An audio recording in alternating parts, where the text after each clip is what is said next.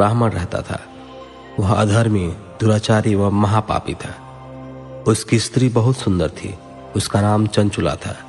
वह सदा उत्तम धर्म का पालन करती थी, परंतु बिंदुक वेश्यागामी था। इस तरह कुकर्म करते हुए बहुत समय व्यतीत हो गया। उसकी स्त्री काम से पीड़ित होने पर भी, स्वधर्म नाश के भय से क्लेश सहकर भी काफी समय तक धर्म भ्रष्ट नहीं हुई, परंतु आगे चलकर वह भी अपने दुराचारी पति के आचरण से प्रभावित होकर दुराचारिणी और अपने धर्म से विमुख हो गई। इस तरह दुराचार में डूबे हुए उन पति पत्नी का बहुत सा समय व्यर्थ बीत गया।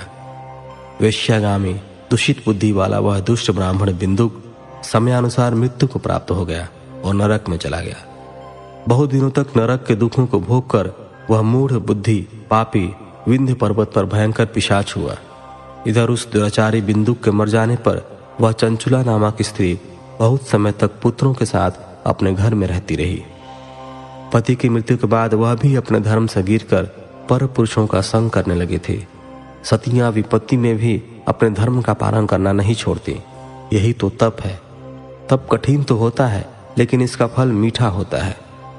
विषयी इस सत्य को नहीं जानता, इसलिए वह विषयों के विष फल का स्वाद लेते हुए भोग करता है। एक दिन दैवयोग से किसी पुण्य पर्व के आने पर वह अपने भाई बंधुओं के साथ गोकर्ण क्षेत्र में गई। उसने तीर्थ के जल में स्नान किया एवं बंधुजनों के साथ यत्र तत्र घूमने लगी। घूमते घूमते वह एक देव मंदिर में गई। वहां उसने एक ब्राह्मण के मुख से भगवान शिव की परम पवित्र एवं मंगलकारी कथा सुनी।